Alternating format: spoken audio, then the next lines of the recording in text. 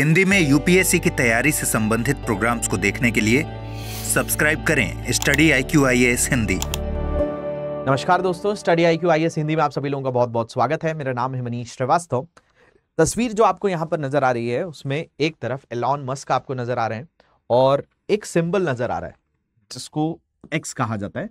हालांकि Elon Musk बहुत सारी कंपनियों को ओन करते हैं, जिसमें टेस्ला नाम की कंपनी है, स्पेस एक्स नाम की कंपनी है और आपने सुना होगा ट्विटर, जिनको इन्होंने खरीदा था अब उसका नाम भी एक्स कर दिया गया। तो ये जो सिंबल आपको यहां पर नजर आ रहा है ये बहुत ही आम है और यही सिंबल स्टारलिंक का भी है।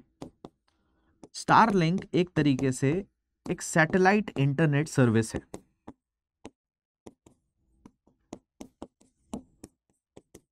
अब आपके दिमाग में आएगा, ठीक है सर, ये चीज होगी कि भाई एलन मस्क की टेस्ला भी है, स्पेस एक्स भी है, ट्विटर भी है, स्टारलिंक भी है, लेकिन हम आज क्या पढ़ने वाले हैं? इन चीजों के बारे में तो हमें जानकारी है। तो देखिए, एक अपडेट आया हुआ है, उसके आधार पर ये जो इंपॉर्टेंट मैंने आपको यहां सिंबल बताया है ये काम आने वाला है। क्यों? क्योंकि एक खबर है जिसमें कहा गया है कि are rebels in Manipur using Starlink communication services, Elon Musk says no. देखिए, एलन मस्क ने एक स्टेटमेंट दिया किसके आधार पर, जिसमें क्या हुआ था कि मणिपुर के अंदर, जो भारत का मणिपुर है, वहां पर बहुत अत्यधिक अभी हिंसा हो रही है और उस हिंसा में कई उग्रवादी लोगों का भी हाथ बताया जा रहा है। तो हमारी सुरक्षा बलों ने, भारतीय सुरक्षा बलों ने कुछ हथियार जो है जब्त किए थे।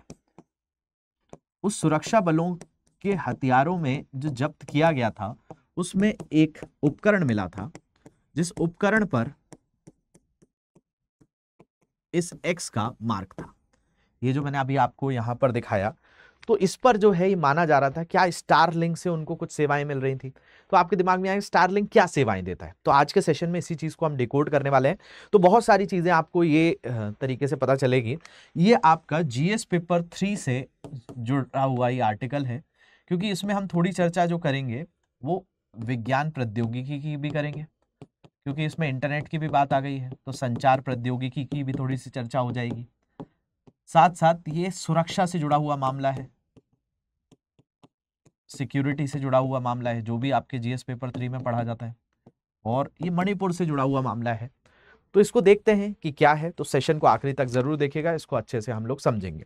तो जैसा यहाँ पे लिखा है कि Musk Starlink which provide satellite internet services does not have a licence to operate in India, are rebels in Manipur using Starlink communication services. तो स्टारलिंक सर्विस क्या करती है, इस पर एलन मस्क ऐसा क्यों कह रहे हैं और ये इंडिया को इस पर लाइसेंस क्यों नहीं मिला है, इस सारी चीजों को आज की क्लास से आपको क्लैरिटी मिलेगी, तो जरूर देखिएगा। जैसा मैंने आपको बताया कि ये जीएस पेपर 3 का हिस्सा है।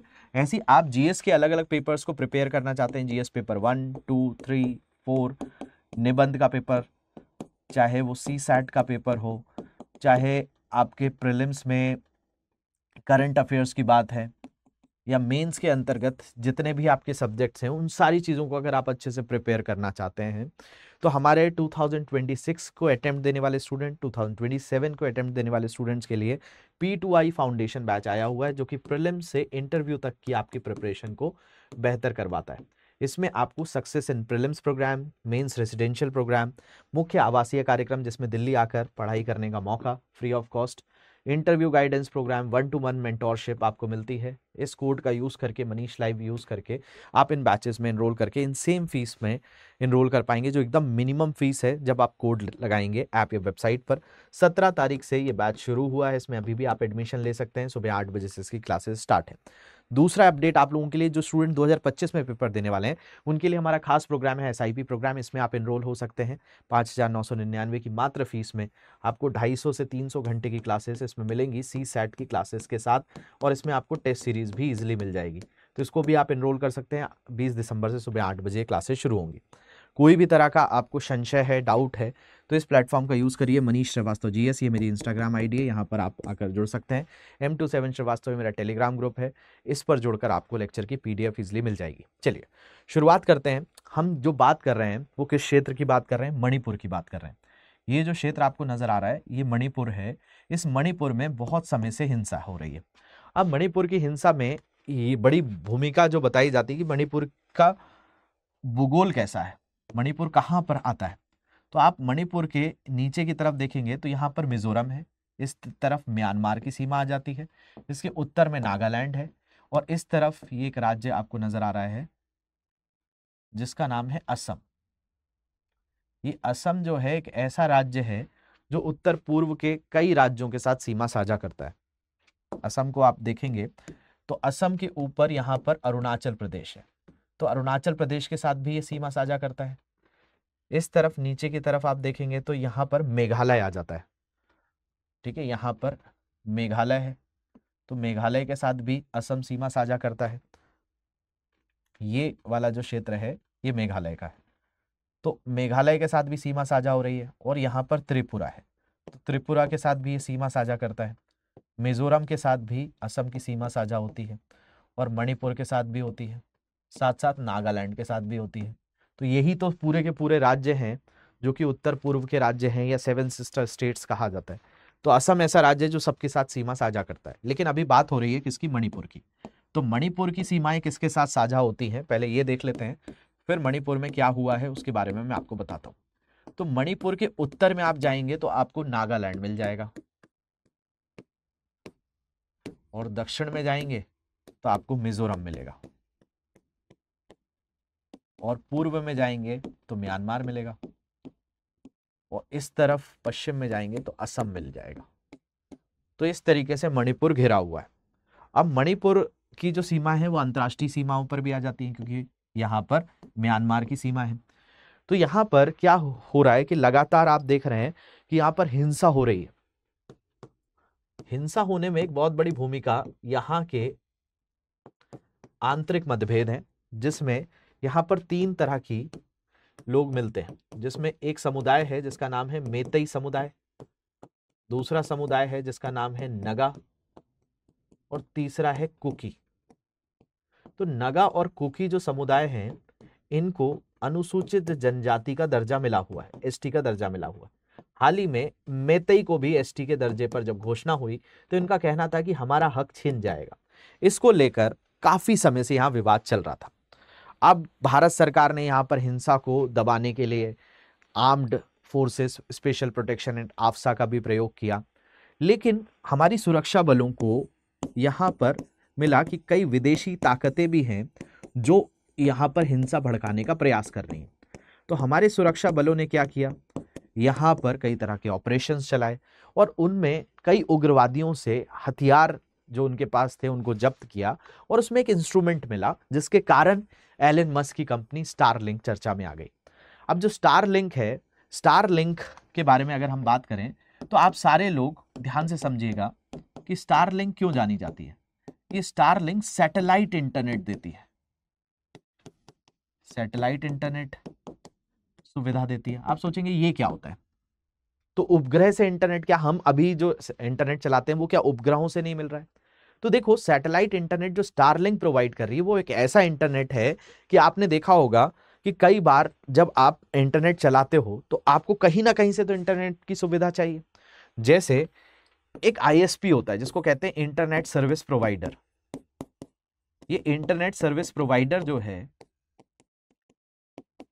ये सेवाएं देता है इंटरनेट की, तभी हम चला पाते हैं। तो आपके घर में या तो मॉडेम वाईफाई लगा होगा, उसके जरिए आप जो है इंटरनेट चला पाते होंगे, या कई लोग आप कहेंगे सर हमारे तो मोबाइल में इंटरनेट है, हम कोई वाईफाई यूज नहीं करते हैं, हम तो मोबाइल में जो हमें डेटा मिलता है, रोजाना पैक मिलता है, उसका इस्तेमाल करते हैं, और उसी से कई बार हॉटस्पॉट देकर हमारा लैपटॉप या हमारा कंप्यूटर चला लेते हैं, या मोबाइल में ही इंटरनेट चलाते हैं। तो मतलब हमें कहीं ना कहीं से तो इंटरनेट मिल रहा है।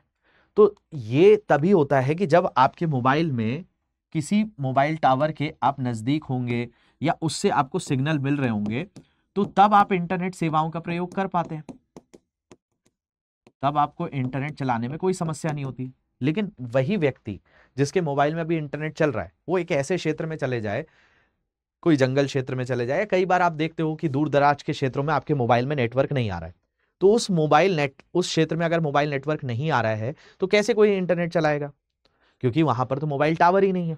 अब दूसरी बात हम यहां पर जो कर रहे हैं, मणिपुर के हिस्से में सरकार ने इस हिंसा के दौर पे गुजरते हुए इंटरनेट को बैन कर दिया, है ना। इंटरनेट कई बार यहां पर बंद कर दिया गया, जिससे कई बार क्या होता है कि इंटरनेट के माध्यम से हिंसा भड़का दी जाती है, तो सरकार इस टूल का इस्तेमाल करती है, इंटरनेट शटडाउन कर देती है। तो इंटरनेट शटडाउन कैसे करती होगी सरकार? ये जो इंटरनेट सर्विस प्रोवाइडर है, ये उस क्षेत्र के अंतर्गत इंटरनेट सुविधाएं नहीं देते हैं। तो वो आप चाहे डेस्कटॉप चलाए, चाहे लैपटॉप चलाओ, चाहे मोबाइल चलाओ, कि भाई आपका मोबाइल टावर में भी है, तब भी अगर सरकार ने रोक दिया तो आप उस मोबाइल में नहीं चला पाओगे। तो अब क्या है कि जो जो लोग जंगलों में रह रहे हैं या नक्सलियों के पास देखा जाता है, कई बार वो सैटेलाइट फोन का यूज करते हैं। जैसे आपको किसी को कॉल करना है तो आपके मोबाइल में नेटवर्क आना जरूरी है, लेकिन सैटेलाइट फोन सीधे सैटेलाइट से कनेक्टेड होता है। तो एलन मस्क की जो कंपनी है स्टारलिंक, वो सैटेलाइट इंटरनेट प्रोवाइड करती है। आप पूछेंगे इससे क्या फायदा? इससे ये फायदा है कि आपको कहीं पर इंटरनेट सुविधाएं देनी है, मोबाइल टावर्स लगाने हैं, तब जाकर वहां पर काम हो पाएगा, या फिर फाइबर लाइन बिछवाइए या ब्रॉडबैंड लाइन भिजवाइए। लेकिन ये ऐसा है कि सिर्फ सैटेलाइट के माध्यम से किसी भी क्षेत्र में इंटरनेट चलाया जा सकता है। जैसे आप कभी देखिए क्या होता है कि हर टावर की भी एक रेंज होती है। अगर कोई विमान में होता है तो जब विमान टेक ऑफ कर रहा होता है तो थोड़े नेटवर्क आते हैं, लेकिन जब वो विमान अच्छी खासी ऊंचाई पर पहुंच जाता है 10-15 हजार स्क्वायर फीट पर, तो उसके बाद मोबाइल में नेटवर्क आना बंद हो जाते हैं। और फिर जो भी लोग मोबाइल में फ्लाइट मोड भले ऑन ना करें, वहां नेटवर्क ही नहीं आ रहा है, तो कैसे इंटरनेट चलाएंगे? तो एलन मस्क ने यही कहा कि भाई हम ऐसी सुविधाएं देंगे जिसके तहत दूर दराज क्षेत्र में, कि भारत के अगर कोई जंगल क्षेत्र है तो वहां पर भी इंटरनेट मिल पाएगा, अलग से मोबाइल टावर लगाने की जरूरत नहीं है। कोई फ्लाइट में ट्रैवल कर रहा है तो वो भी इंटरनेट का प्रयोग कर पाएगा। तो ये सारी सुविधाएं आम जनता के लिए स्टारलिंक दे रहा है। तो अब यहां पर जो सुरक्षा बलों ने कई चीजें जब्त करी, उस जब्त में एक सामान मिला, एक उपकरण मिला जिस पर एक्स का सिंबल था। तो इसमें आरोप लगाए गए एलन मस्क की कंपनी के ऊपर कि स्टारलिंक के माध्यम से, क्योंकि कई बार जो इंटरनेट यहां पर बैन हुआ उसके बावजूद भी ये लोग आपस में कनेक्टिविटी करके कैसे हिंसा को भड़का पा रहे हैं। तो एक ये आकलन किया गया कि भाई ये स्टारलिंक का इंटरनेट यूज करते होंगे और स्टारलिंक का इनके पास डिवाइस है। तो यहां पर एक उपकरण मिला। देखिए यहां पर बहुत सारे सुरक्षा बलों ने चीजों को जब्त किया, लेकिन इसके अंदर ये जो इंस्ट्रूमेंट है इसमें एक्स सिंबल जो देखने मिल रहा है, तो इसी का आकलन किया गया कि हो सकता है कि आतंकवादी जो हैं या ये जो घुसपैठी हैं ये किसका इस्तेमाल कर रहे हो? स्टारलिंक का, इंटरनेट का इस्तेमाल कर रहे हो। तो ये कयास उठे और इस पर जो है एलन मस्क ने सफाई दी कि भाई हम ना भारत में, मतलब एलन मस्क की तरफ से स्टेटमेंट आया कि अगर हम देखते हैं तो कई देशों में एलन मस्क की जो कंपनी है वो क्या कर रही है? इंटरनेट सुविधाएं प्रदान कर रही है। ये वाला जो देश है म्यांमार है, यहां पर अगर हम बात करें बांग्लादेश है, ठीक है, इस तरफ अगर हम बात करें पाकिस्तान है। तो एलन मस्क ने साफ किया ना पाकिस्तान में ना बांग्लादेश में, हालांकि बांग्लादेश में ये माना जा रहा है कि 2025 से ये इंटरनेट स्टारलिंक इनको सुविधाएं देगा, ना म्यांमार में। और भारत में भी अभी जो सैटेलाइट इंटरनेट के जरिए ये प्रयोग नहीं होता है। तो अगर स्टारलिंक ने, कि स्टारलिंक जब तक लाइसेंस नहीं उनका क्लियरेंस होगा तब तक वो सुविधाएं क्यों देंगे? तो स्टारलिंक ना भारत को दे रहा है, ना पाकिस्तान को दे रहा है, ना म्यांमार को दे रहा है, ना बांग्लादेश को दे रहा है। क्योंकि कई जगहों पर आरोप आए कि भाई पाकिस्तान भी तो कई बार भारत में घुसपैठ करवाने में मदद करता है, तो हो सकता है पाकिस्तान का इसमें रोल हो। तो स्टारलिंक ने साफ किया कि ना हमने पाकिस्तान को एक्सेस दिया है, ना म्यांमार को एक्सेस दिया है, ना बांग्लादेश भी 2025 के बाद प्रयोग करेगा। तो स्टारलिंक का इसमें कोई रोल नहीं है, केवल एक इंस्ट्रूमेंट के आधार पर हमारे ऊपर जो आरोप लगाए जा रहे हैं वो बेबुनियाद है। तो ये इसलिए चर्चा में हुआ क्योंकि स्पेस एक्स के जो अरबपति संस्थापक थे उन्होंने क्या कहा, एलन मस्क ने उन दावों को खारिज कर दिया कि उनकी उपग्रह संचार सेवा स्टारलिंक का उपयोग हिंसा प्रभावित मणिपुर में विद्रोहियों द्वारा किया जा रहा है। भारतीय सुरक्षा बलों की एक इकाई द्वारा साझा की गई तस्वीरों से पता चला कि उन्हें एक उपकरण जब्त किया जिसमें स्टारलिंक का लोगो था। स्टारलिंक की सेवाओं को भारत में अभी तक हरी झंडी नहीं मिली है, तो इसलिए भारत में नहीं चलता है और कंपनी कानूनी तौर पर अपने प्लेटफॉर्म के माध्यम से देश में संचार की अनुमति नहीं दे सकती है। तो ये भी बात है कि भाई अपने प्लेटफॉर्म के माध्यम से देश में संचार, क्योंकि भारत सरकार ने कई जगहों पर इंटरनेट बैन किया था, तो इसलिए सवाल उठ रहे थे कि क्या स्टारलिंक इनको सुविधाएं प्रदान कर रहा था। तो 16 दिसंबर को क्या हुआ, भारतीय सेना की स्पीयर कोर ने उसने राज्य की पुलिस के साथ चुराचांदपुर, चंदेल, इम्फाल पूर्व और कागपोकली जिले हैं वहां की पहाड़ी और घाटी क्षेत्रों से संयुक्त अभियान चलाया था। और ऑपरेशन के दौरान 29 हथियार जिनमें स्नाइपर, स्वचलित हथियार, राइफल, पिस्तौल, देश निर्मित मोर्टार और सिंगल बैरल राइफल, ग्रेनेड, गोला बारूद और युद्ध जैसे भंडार शामिल बरामद किए थे। और यूनिट ने बरामद वस्तुओं में एक रूप में स्टारलिंक के लेबल के साथ एक सफेद डिवाइस की तस्वीर भी साझा की थी, जो यहाँ पर आपको नजर आ रही होगी। इस तस्वीर से पूरा का पूरा बवाल खड़ा हुआ। और इसके बाद एलन मस्क ने इसके ऊपर रिस्पॉन्ड किया कि भाई ये जो सर्विसेज हैं स्टारलिंक की, ना वो इंडिया में स्टार्ट हुई हैं, ना हम इससे कोई भी तरह से जुड़े हुए हैं। अगर आपको लगे कि भाई सर ठीक है, ये बात हम समझ गए कि स्टारलिंक का इसमें कोई रोल नहीं है, तो स्टारलिंक कैसे काम करता है और स्टारलिंक कहाँ काम कर रहा है, थोड़े स्टारलिंक के बारे में भी बता दीजिए। तो स्टारलिंक अभी 36 देशों में ऑपरेट होता है। स्टारलिंक के बारे में अगर हम बात करें तो ये इंटरनेट की सुविधा प्रदान करने वाले उपग्रहों का एक नेटवर्क है। स्टारलिंक वर्तमान में सीमित कवरेज क्षेत्रों वाले 36 देशों को सेवाएं प्रदान करता है, जिसमें भारत, पाकिस्तान, बांग्लादेश और म्यांमार नहीं आते। एलन मस्क की एरोस्पेस कंपनी स्पेस एक्स द्वारा निर्मित किया गया है। उपग्रहों का यह नेटवर्क लो अर्थ ऑर्बिट, निम्न पृथ्वी कक्षा वो होती है जो लगभग पृथ्वी की कक्षा से 2000 किलोमीटर तक अगर उपग्रहों को रखा जाता है तो उसको लो अर्थ ऑर्बिट या निम्न पृथ्वी कक्षा कहा जाता है, जो पृथ्वी की 550 किलोमीटर के ऊपर संचालित होता है। यानी इसकी जो मैक्सिमम दूरी है वो 2000 किलोमीटर है और पृथ्वी से लगभग 550 किलोमीटर से ये स्टार्ट हो जाता है। इसको लो अर्थ ऑर्बिट कहा जाता है। लेकिन आपको कई किताबों में ना लो अर्थ ऑर्बिट ये भी मिलेगा। अब कई लोगों को लगे कि सर लो अर्थ ऑर्बिट ठीक है, होता कैसा है? तो ये है पृथ्वी। अब पृथ्वी के नजदीक अगर हम बात करें तो पृथ्वी से, इस पृथ्वी की सतह से अगर कोई 400 किलोमीटर से लेकर 2000 किलोमीटर की रेंज में होगा तो इस ऑर्बिट को लियो कह दिया जाता है, लो अर्थ ऑर्बिट कहते हैं। तो ये इस तरीके से पृथ्वी के चक्कर लगाते रहते हैं, तो इनको पृथ्वी के नजदीक ही रखा जाता है। तो यहां पर हम यही बात कर रहे हैं कि 550 किलोमीटर से ऊपर संचालित होते हैं और लगभग 2000 किलोमीटर तक हो सकते हैं। तो स्टारलिंक इसी तरह के लो अर्थ ऑर्बिट में रखता है। इसके विपरीत पारंपरिक रूप से इंटरनेट की सुविधा प्रदान करने वाले उपग्रह पृथ्वी की सतह से लगभग 35,000 किलोमीटर की ऊंचाई पर स्थित होते हैं। अब हमारे पास जो ब्रॉडबैंड सर्विसेज हैं, इंटरनेट सर्विसेज हैं, वो हमको अभी जो मिलती है हमारे कई ऐसे उपग्रह हैं उनके जरिए मिल पाती है, लेकिन वो लगभग पृथ्वी से 36,000 किलोमीटर के आसपास होते हैं। हालांकि वो सही किलोमीटर है 35,786 किलोमीटर। इतनी दूर कक्षाएं होती हैं जिनको जियो ऑर्बिट कहा जाता है, जियो स्टेशनरी अर्थ ऑर्बिट, भूस्थैतिक कक्षा कहा जाता है, इनमें रखा जाता है। अब लेकिन ये जो उपग्रह हैं और एलन मस्क का जो उपग्रह है, इन दोनों में अंतर है। यहां पर जो उपग्रह हैं इनसे इंडिया में ब्रॉडबैंड सर्विसेज हैं। तो ब्रॉडबैंड सर्विसेज के लिए जैसे आजकल आप लोगों ने सुना होगा कि कई घरों पर एयर फाइबर लगाया जाता है। तो एयर फाइबर जो है वो कैसे काम करता है? एयर फाइबर को जैसे जियो का एयर फाइबर है या फिर एयरटेल, ये सारी सर्विसेज इंडिया में भी प्रोवाइड कर रहे हैं। तो ये उपग्रह 36,000 किलोमीटर है। अब मान लिया जाए ये भारत है, तो ये क्या करेंगे? ये इंटरनेट सुविधाएं देंगे, भारत को ही सुविधाएं देंगे, लेकिन क्या होगा?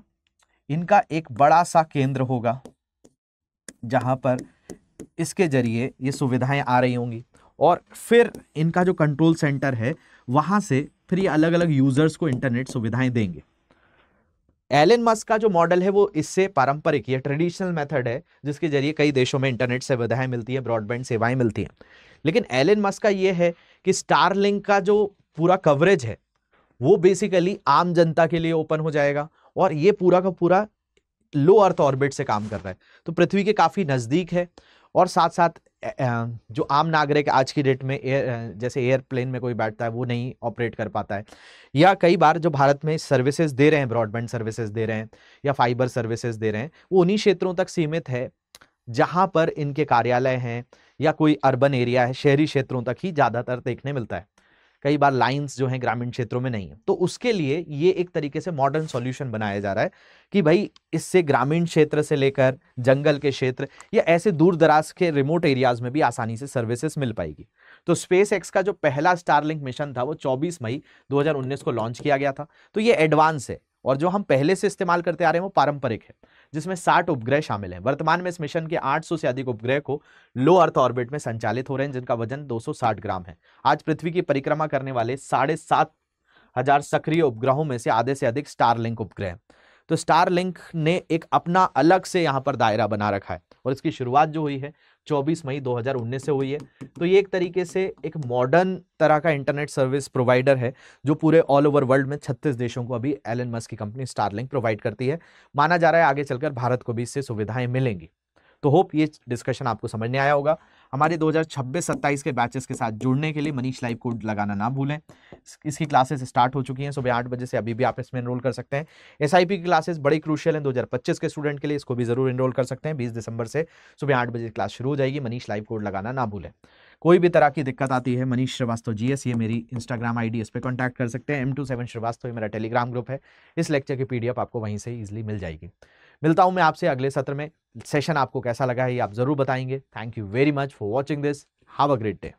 हिंदी में यूपीएससी की तैयारी से संबंधित प्रोग्राम्स को देखने के लिए सब्सक्राइब करें स्टडी IQ IAS हिंदी।